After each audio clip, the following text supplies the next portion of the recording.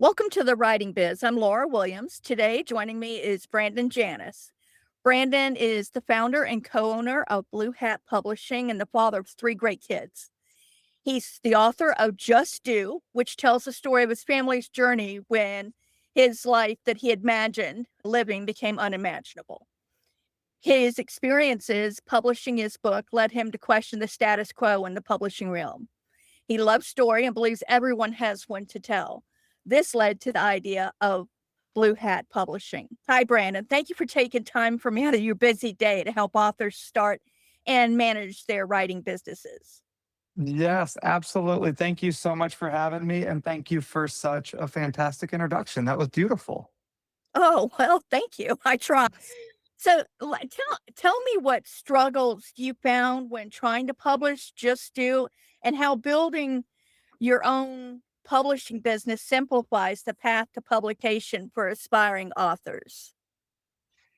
Yeah, that's a great question. So I never intended to be an author. I love to write, but it wasn't something that I really had on my heart until, some things in our life popped up that where writing became my therapy. And throughout these blogs that I was writing and these things I was sharing on social media, a book just kind of formed and a lot of people started to ask for me to put something in book form. So I went to a writer's retreat and learned a lot about writing and laying out a book and how to have this many stories in each chapter and how many words to have and all those things. And then when they got to the business side of books, they talked about traditional publishing. And that sounded overwhelming to me. It sounded overwhelming to me to even put a book proposal together. It sounded overwhelming to me to shop for an agent. It sounded overwhelming to me that I may get a lot of no's. That does not feel good. And also, just through some people that were there, they said that if you don't have a really big following, it's hard to make noise. It's hard to get people to want to see what you've written. And I understand that. That's the industry we're in. If you're on reality TV or you have a viral moment or you're a well known person, you're going to sell a lot of books. And as a traditional publisher, they see dollar signs. And so instead of doing anything once I left that retreat, I did nothing because I didn't know what to do. Because at the time, all I knew that existed was traditional publishing. But I had a book that mattered. I had a story that I thought people needed to read. And I just had a beautiful encounter with a friend of mine who had just left one of the big publishing companies. And he said, "Hey, I'll handle all the publishing stuff. You just finish writing your book." And he gave me a deadline and he did, all the editing, all the design, all the layout, all the legal stuff that comes with putting a book out. And a few months later, our book showed up and it was awesome. We sold a bunch of copies and we touched a few lives here and there. And through that, Laura, I'm sorry this is such a long answer, but through that, No problem. people started to reach out to me saying, "Hey, how did you get that done? What did you do?" And I'm a serial entrepreneur. It's all I've ever done my entire life. I saw just a massive need in publishing. And there was just this gap because it was traditional. And of course, there's self-publishing, but a lot of people don't want to go learn how to do all that. They don't have the time, they don't have the Right. desire. I was a newly single dad, as you mentioned. And I didn't have any desire to learn a bunch of things that meant nothing to me, that brought me no joy, that were going to take time away from my kids. And so having a partner or a friend walk me through the process and help me get to where and do a lot of it for me was ideal. And so we created a company to do that, to meet an author where they are and hold their hand and be their friend and love them well. And at the end of it, put a book out for them. And so that's how it evolved to what it is today. That's a wonderful journey because I love that it does help that you have business experience when you start a business. That's helpful, Sure. which you did. But I love that you just are so connected to your story and getting it out there that you understood that there was a need for Blue Hat Publishing. I really like that. That's impressive to me. I think my biggest thing was that everybody has a story, as we know. Some people don't want to tell them, but I Right. think so many stories are taken to the grave because they don't know how to tell them and they don't know what to do with them. And if we can just help a few people put their stories out into the world, we're not promising bestsellers. We're not promising, interviews with Oprah. We're promising we're going to give you a beautiful book that tells your story, not the story the publisher wants to tell. I think that's a problem with the industry too. A lot of times a publisher will take a book and make it more what they think the market needs. I think the Right. market needs your story. I think the market needs you to tell it the way you want to tell it. And so we for sure do heavy edits, but I call them suggestions because we Mhm. suggest, and you can say no to everything we put out there. We want to make it better. We want to make it more readable. We want to make it flow. We want to make it, look good. But in the end, it is yours. You own your book, you own your story, and only you can tell it the way you want to tell it. So everything we do is just a suggestion. But I'm just sad that so many people don't have the avenue to get it done. And that's again why we created this to give you an Right. opportunity to get your book done. There's such a massive disconnect between writing your book and getting it published. And like I've mentioned on other episodes, there is so much information out there that seems like it would be helpful, but also there's so much information out there. It's hard to dissect what applies to you and your situation and how you want to reach your readers. You're right. And there's a lot Yeah. of, and I know you know this, you've been in this longer than I have. There's a lot of shady out there. There's a Yes, lot there of is. and we've had to kind of prove, that we're different and that we love you as a person much more than we care about your book. And we're going to hold your hand throughout the entire process. And I think one of the things, I had a call with a guy the other day that had published with two different publishers that had both gone out of business. And when they went out of business, he lost his book because they own the rights to it, and so Right. he can't even get his book. So one of the things early on for us, when I partnered with Rachel and Jody, my other co-founders, was that we are never going to own anyone's book. It is 100% theirs. We don't take any royalties. We are a service company. We're a publishing services company that serves you through the process. But even the Amazon listing you own, we don't own that. I don't have a Blue Hat Amazon store. I have 50 different Amazon stores that are owned by my authors. And so I don't see the money that comes in. I don't see the sales that come in.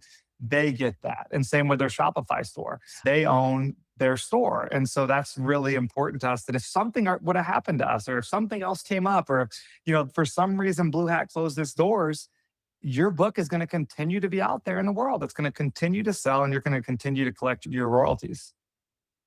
That's excellent because a lot of authors don't give that thought when they're even building their social media platforms Sure. or building a website is who owns the property.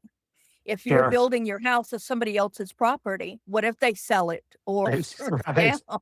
I mean, Yeah, that's there's so a lot of true. things to think about. So that's another good avenue to where you keep your creation close to you and have better control over it. I think that's really Absolutely. interesting, and I really liked how, as I was researching you, that it's so important to you and your co-owners to treat the author as a human being and to build their book publishing around them and treat them as a friend for the Yeah. process. I really love that Well, it's one because thing to it's say it, it's beautiful. another thing to do it, right? It's not typical in this industry. We Right. we do not sign a client without meeting all of the co-founders. I will not allow someone to come in our doors unless they've met everybody, because you got to like us all and you got to want to Right. work with us all, and we need to love you. And if it doesn't feel great, then you need to go somewhere else. But I typically do an initial introduction call just to say, hey, does this feel good? Is this a good fit? And then I'll bring on Rachel and Jody, and the goal is for you to want to work with us, to love us, to want to be a part of this family. We're going to get married together over the next 6 months or year, or however long it takes to get your book out into the world. And so it's really important to me that it feels safe. And so far, we've had, gosh, I don't know, 10 authors already doing their second, third, or even fourth book with us. So that's a great sign. We don't promote our business as far as paid ads or anything like that. People come to us by word of mouth. It's friends of friends, or it's other authors that have had a great experience. And we have a massive funnel of people because there's so many people that want to get their story out to the world. And we just become this safe space for authors to come. That's terrific. I really like the idea. Let me ask you a question. With 3 kids at home, so starting a business had to have some challenges. I don't know if you're involved in any other businesses since you said you were a serial entrepreneur, but what helps you manage your life? That's a great question. I have very strict boundaries around my work time and my personal time. And my clients know this. And I'm very, and my co-founders know this too. I'm very clear that after about 3:30 p.m., I don't do calls, I don't do Zooms, I don't do podcasts, I don't do Right. those things because that's when I'm in dad mode. And to me, that matters a lot more than this. No offense to anyone listening, but No, I agree. you know, yeah. So I just am very clear. Like here's when I can be available, and I'm very available during that time, but I'm very unavailable during other times. I I've had the same type of boundaries when I was raising my kids because I was in a somewhat similar situation as I lost my children's father. So uh, I was on my own trying to manage that um, and work. And at one point, I was working, managing that, and going to college full time. So I had to be very strict about what times yeah, I was available to everybody. Obviously, I had to have time to study, I had to have time to but work, and I had to have time to be a mom. So that's well, one and of the it's first things I funny. think is really important when thinking about how you're going to manage your Yeah, writing career. Yeah, and it's funny how respectful people are of that. Like people are so scared when they're yeah, starting something or they're building something to not be the first one in the office and the last one out and this and that. It's funny how respectful people are when they're like, dang, good for you. Good for you no, to have I boundaries. agree. Good for you to put being dad first. Good for and so don't be afraid to have those conversations, whether it's in a work environment, entrepreneurial environment, whatever it may be. Boundaries are important. Rachel, my late wife, always said she wanted us to be there with our whole face. Meaning, a lot of times we're having conversations and we're staring at our phone or we're staring at our computer. Our kids are Right, trying to talk to us. And she's like, I need you here with your whole face. And so I've kind of made that promise to my kids that, like, if I'm not here with my whole face, you're allowed to call me out. You're allowed to right. tell me, Daddy, I need you here with your whole face. And so I've just, I have not mastered it, Laura. Okay. I have not, but I'm very intentional about putting my phone down and being present and being there.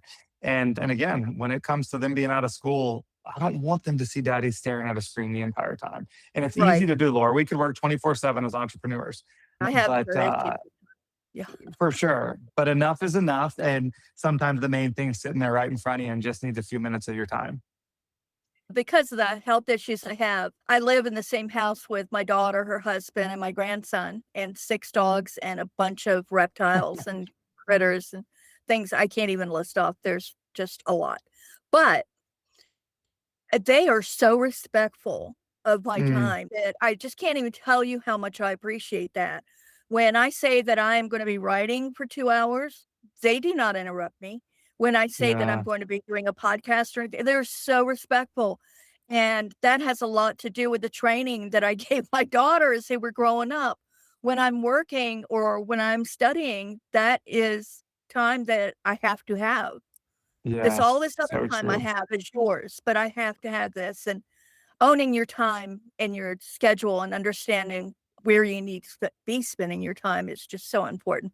It's so That's true. one thing that I know the reason I bring it up even is because I know authors struggle with time management and creating a schedule to make room for writing and for publishing their book. But they may have a job or kids at home Yeah. or whatever other commitments they have. It can be difficult. We're both testament of that. So we do Sure. our best, Yeah, don't you're we? so right. Yes, ma'am. We just keep trying. Now, I know that Blue Hat Publishing has over 50 books out in the world. And at let's say somebody has got to the point where they're starting thinking about publishing. What is the first advice that you would give them to get them started on that road? Maybe something that you didn't understand when you were getting ready to publish or so let's talk about that. Yeah, I think just understanding the options, Laura. I think that so many people don't understand what's even out there. For me, even as I'm writing my book, I thought, okay, traditional publishing, that's it, right? I didn't know there was this self publishing option. I didn't know there was this hybrid publishing option. So, knowing what they look like, understanding the difference in them, understanding that with some there's going to be an investment, understanding that with all of them, and if anyone tells you different, they're wrong. You are your best marketer. You are, in a lot of cases, your own marketer. If anyone is promising you that they're going to go out and promote the heck out of your book, it's probably not true. So just being understanding, what your options are. What is your goal? I think that's the first thing too, Laura. Like, are you trying to be a New York Times bestseller? Are you trying Right. to open up speaking opportunities? Are you trying to leave a legacy piece for your family? That matters so big because that'll help depend steer you in the direction it's going to make you or make those things possible for you. Are you Right. trying to make a bunch of money? Are you trying to become a first time author that then going to be are you going to auth is what one of my friends says, be an author or auth for the rest of your life. What is it that you're trying to accomplish, and then have someone help direct that path for you. And that's one of the things I love to do. Listen, anytime I take a call, it is not about a sale for me. It's about what is best for you. And if it's not us, man, here's some names. Here's some people I'd talk to. Here's where I would go. If you have $0 to put into this, self-publishing might be the best option. But here's how to do that. Here's how to navigate that. And so it's just, again, what is your goal? Identify that. Have conversations with people. I will welcome any conversation that anyone wants to have with me. Do research on the companies you're talking to. Understand, are there empty promises? Do they have a good reputation? Can I interview some of the authors that they've worked with before, to have these conversations and see how that went? Right. Just do some due diligence and mainly understand what your goal is and then understand what your options are. Yeah, I hear that all the time in Facebook groups with authors. Oh, daily, daily. I'm thinking about self-publishing, but I don't know where to start. I'm thinking about Sure, traditional publishing. I don't know where to start. All these questions, and that's why I usually recommend to start thinking about these things as you're writing your book instead of waiting till it's written and then sure, psychologically you have this book done, you want to get it out there. So maybe you rush into decisions that you shouldn't have. You don't know enough about the industry that you take the first sure. thing that comes along. You have to really spend time investigating the companies that come to you, whether Yeah, it's an agent, a publisher, a book cover designer, whatever service that sure. you're going to use. Investigate them, make sure that they're a really good fit before you Yeah. say, "Oh, yes, okay, let's sign here."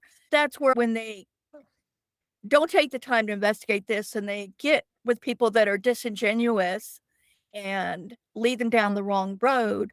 I was talking to someone yesterday that this woman had spent $15,000 with a publisher for nothing. I've heard it And over and then over and over yeah, again. And that's again, Laura, that's what makes our job or my job kind of hard because like there's a lot of that out there. And so I have to convince you that's not who we are, right? But right, through testimonials, through people we've worked with, through right, authors that, we offer those out like candy. We want people to talk to people we've worked with. We want, sure, please talk to every single one of them because I feel very certain that they've all had a good experience. Not all of them have sold thousands of books. We don't promise that. That's not our promise. right, Our promise is to love you through the process and steer you in the best direction for you. But I'll say one more thing to that. And I know you know this, writing is a very lonely process. It is a very lonely process. It's very vulnerable. You're putting a lot of things out there, whether it's fiction or nonfiction, you're putting yourself out there. And doing it alone and not having a team or a friend is hard. There's no way I would have been sure, able to do that. And so inviting, whether it's a company or just inviting people into your process with you to encourage you, to keep you accountable, whatever right, it may be. And that's one of the things, in our company, we call it a book friend. Like you have a book friend that's there for you literally all the time to help encourage you and walk you through and let you bounce ideas off and brainstorm with you. And I think that's a really important piece that often goes unnoticed and making sure whoever you decide to work with, if you do hire someone, is available. And I know I said I'm not available when my kids get home, but other than that, I am. And our team is always available. And I think a lot of times people will partner with companies that they can't get anyone on the phone. And that's yeah, that's really sad to me. yeah, yeah, it makes it so much harder. So do you start at during the developmental editing process, or do you come in more when it's a completed, Great uh question. Great yeah, question. We come in when you need us to come in, Laura. We have people that okay, have come to us and needed a ghostwriter. Not our favorite things to do, but we've done it. right, We have people that need a coach to help draft it, help put it together. We do that. We have people that come to us that have shopped their books for 3 years to agents and have a full manuscript and are just ready to go. We do that. So we literally can do everything a big box publisher can do. And we don't care where you are. We want to engage with you when you're Right. ready to engage with us. Sometimes people come to us and they just have an idea and we say, hey, here's what I would do. I would go craft that, go create something, then come back to us because the more time you spend with us, obviously, it's the more it's going to cost you, right?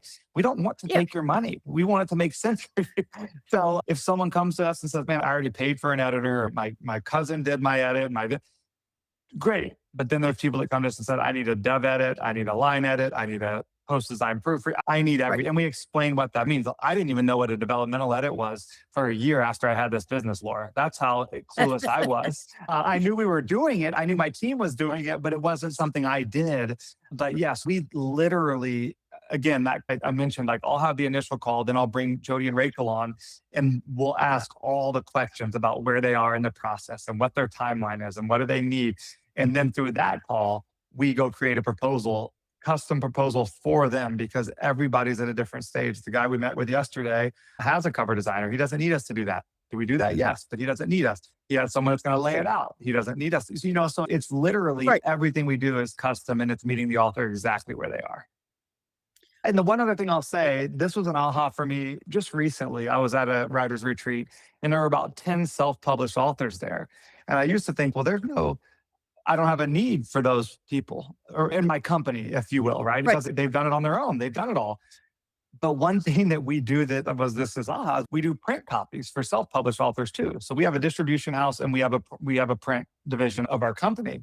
And all these Okay. self-published authors that are either printing through Amazon or whatever their printer might be are paying a lot of times. And I know you've probably seen this. I mean, if it's a Right. hardcover copy and they're printing it through a printer, they're paying $12 a book. 10, twelve Right. dollars a book. And I'm like, oh my goodness. How about you come to us and we can do it for 350 or four? And Right. it's That's like right. I would love to print because authors need copies, right? They need, Right. and I know the print on demand is great, but you know, your book is your business card as far as I'm concerned. If But it's something that you're using at speaking engagements, things like for that, sure. yeah, that Absolutely. makes a And we big need difference. beautiful prints. And so we pride ourselves in the print side of our business too. So yeah, now authors that have already published or self-published come to us and have us do their print copies for them. And sometimes their distribution. Sometimes we'll do a store for them and help them fulfill their orders if that's something they're interested in. So just another thing that again, trying to find different ways we can service the authors that may not know where to go or how to make this happen. Well, that is really interesting that you just basically can work from the beginning to the end of the process. I think that's terrific. Do you do marketing as well? So we do help with book launch. One of the things we Okay. decided early on was I am not going to promise book sales because if I do, we will lose because everybody feels like they're going to sell more than they do. Would you agree with that? Right. Yeah, my Yeah. best friend didn't buy my book for 6 months. And you're like, "What do you do?" But then I have all these people I don't know by. And so if I tie myself to book sales as a company, we're gonna lose. I'm gonna encourage you. I'm gonna give you the best book launch play I can give you, but you have to go do it, right? And Yeah. that's gonna happen anywhere you look these days. There are great book PR companies, there are great book marketing companies, but we do not tie Right. ourselves to that. I Right. can set you up to go talk to these companies, but I know everybody wants the marketing, but there's no magic market. There's nothing out there that's going to be your magic tool. It's getting that book in the right hands and the right people sharing Right. and the right people talking about it. And so we do equip you with the best launch plan we can give you. But I promise everyone, you will sell 3 books. Me, Rachel, and Jody will buy your book. After that, I don't know. I hope your mom does. I hope your sister does. I hope your aunt does, and we're going to give you everything we've got to help it be successful. But we You are know what? not a marketing company. You know what, too, is as a business, you can only offer so many services For and, sure. Yeah. get your customer exactly what they need. And that's any business that you have. You can't do everything that You're whatever exactly industry right. you're in, uh, has to Be have. great at what you're great at. And I feel like Yeah. that's what we've done here at Blue Hat and not tried to be great at things we're not great at. And Right. so again, so we promise no marketing, but we give you everything we got. That's really interesting. So before we go, I want to hear a little bit about your book because it would be very helpful to many people. So Yeah, I was a speaker at different events, and teams and organizations and companies would bring me in to talk about team building and culture. I had built some teams that did just retain people really well. And so I started to get hired to go talk to different, and it became what I did for a living. I was literally a traveling speaker. I had 3 kids under 5. My wife, Rachel, my late wife, Rachel, at the time said, "Hey, I don't like that you're gone all the time. I'm never going to leave you, but we're going to come with you." And so for a year, I had a 5-year old, and 4-year old, and a 2-year old. We got in a motorhome and they came everywhere with me. So we traveled the wow. country and they came to every event and they were by my side. And during that time, I learned about what really matters. My entire focus on my entire perspective on life changed because that's when I learned to be there with my whole face. That's when I learned what really matters Mhm. in life. That's when I learned to be present. And so I wrote about all these stories from the road by just being there, the things I learned by watching my kids interact with people, by lessons that they and my wife taught me as we're on the road that I couldn't have learned at any seminar. And so I just kind of was jotting these stories down. It was super fun and whimsical, and just such a great journey. And then my youngest started kinder, or my oldest started kindergarten. So we decided we probably shouldn't have a house on wheels and we should like settle somewhere. And so we actually moved to Lincoln, Nebraska for a season for another reason. But 6 months after we got out of the RV, my wife got diagnosed with breast cancer. And so I don't know what you believe, Laura, but I don't believe there's accidents in life. And God set us up for that season before Rachel getting I sick agree. so I could learn what matters in life. And so we were about to go through a season of hard. And for the next couple of years, she battled cancer, or we battled cancer, I should say. It's a whole family and all the friends. And we ended up losing her in March of 2020. And I blogged a lot during that season. I wasn't necessarily worried about a book or putting a book out during that season, but I did a Right. lot of blogs and posts and different things on social media. And a few of those just got shared and caught. Again, I talk about how your book could just get shared. It just caught Right. traction. And I mean, millions of views and millions of shared. I mean, just this, it just became a story that people cared about, not because I wanted that. I don't ever want to be an influencer. That's not who I am. That's not who I want Right. to be. But But you do want to share people your stories to help people. well, So yeah, and mhm. I wanted people to pray for us, and I wanted people to be aware that this could happen to anyone. And so after Rachel passed away, I have this journey in the RV, and then I have this cancer journey, and I really didn't know what to do with it. And I went to this writer's retreat and I got this aha that actually it's one story. And I was able to bring it together and create this story of perspective and presence. And, Rachel ministered to people till her last breath. And I got to have a front row seat to that and just learning to, we always say live like you're dying. And I got to watch Rachel do that. And so again, you talk about a perspective shift, like the things that Right. we stress about and argue about and are defensive about don't matter when you're dying. And Right. I got to experience that. And do I wish Rachel was here? Absolutely. Am I so Of grateful course. that I got to have a front row seat and watch her minister to people, her love people, her lead people to Jesus? So it was just such a beautiful season. And so, all that to say, I have the whimsical RV side of it. I have the hard but also beautiful side of navigating, your spouse having a terminal illness and then walking through that with her. And I put it into a book together, and it's called Just Do. And that was Rachel's big thing in life. It was, love doesn't ask for permission; it just shows up. Right. It doesn't ask for an invitation. It just does. And, during Rachel's illness, so many people would ask me, what can I do for you? Or after Rachel died, what can I do? How can I help? And I never knew what to say. I needed everything, Laura.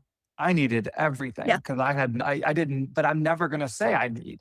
And so I felt the it same way. became, Yep.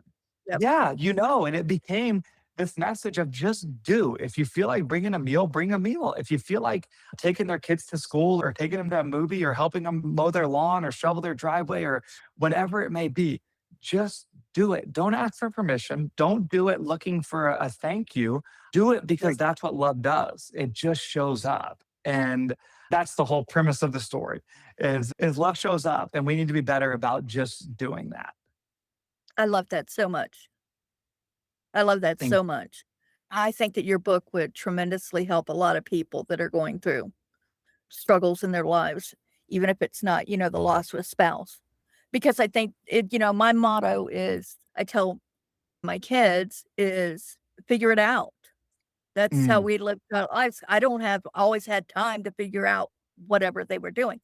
Figure it out. Take the first step and mm, or break the problem down into pieces and deal with one sure. piece. The whole problem's not going to be solved, all overnight. Just figure it Yeah, out. And that's so good. similar to yours, but I think yours takes it even to a more beautiful place that just do, just do. I love it. That's what love does. That's right. And it's funny Yep. with that book, I did not have a title until it was all done. I mean, I had a cover design, I had everything. I did not have a title, and I obsessed about the title over and over again. And then it just kept coming back to those words that Rachel would say. Just do. Stop Yep. asking. Just do. Just show And by up. the way, I love your cover design. Well, thank you. That Yeah, it's very whimsical again, and this was it before I is. had a company, FYI. So no one's allowed to go read my book and judge my company because this was pre Blue Hat. Okay, this was very unedited, very raw, and I chose it. I chose for it to be that way. My guy that partnered with me said, "Hey, do you want me to really dive in?" I said, "No, I want it to sound like me. I want it to sound like we're having a conversation. Right. I want it. I say y'all a lot because I'm from the South too, and you're not Mhm. allowed to take y'alls out of my book. I wanted the y'alls in my book, and so again, and even in our company, if you want y'alls, you can have your y'alls, right? And so but it is important for me to tell people this is not the print company that we work with now. This is not the editing or the design or anything. It's a really raw book, but it got us to where we are today. Right, right. Where are you from? So, man, that's a loaded question. I was born in Mississippi. I grew up in Houston, Texas, Oh, wow. lived in Missouri, went to school at Mizzou. Then I lived in Arizona, then Hawaii, then I lived Oh, in my goodness. Tennessee. That's where I had all my kids. Then we lived on the road for a year. Then we lived in Lincoln, Nebraska.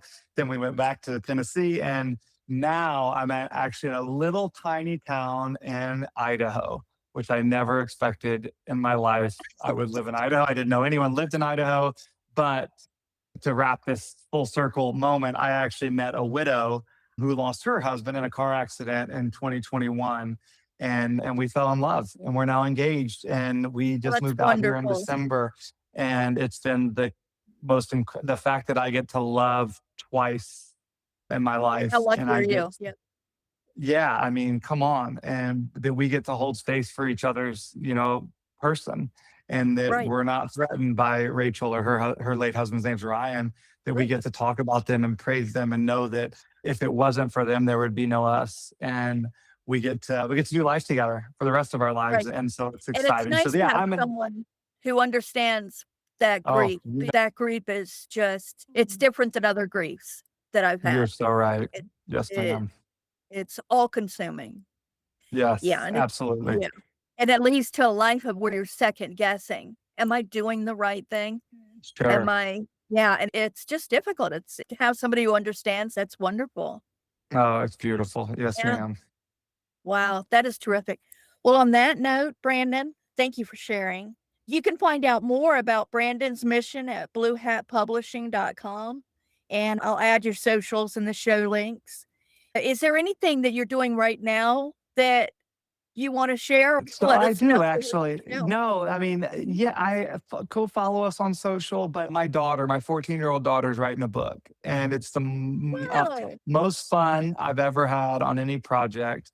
Much more fun than I had doing mine, even though I love doing mine. But watching Sure. her words come together, watching her pick a cover design, watching her tell a story of actually it's a teenager's guide to friendship. And middle school is a Oh, lonely place and a hard place to do life. And it is. not having a mom is hard. And just the journey that she's had, it's not a woe is me book. It's a hey, we need to be better and we need to show up for people and we need to sit with the kid who's alone at the lunch table, and we may be Right. the only friend they have. And so it's just about inclusion and just again what her mom would have wanted, just go love people well, love them where they are, invite Wow. them into your space. And so that's what we're working on right now, and it is bringing me more joy than you could ever imagine.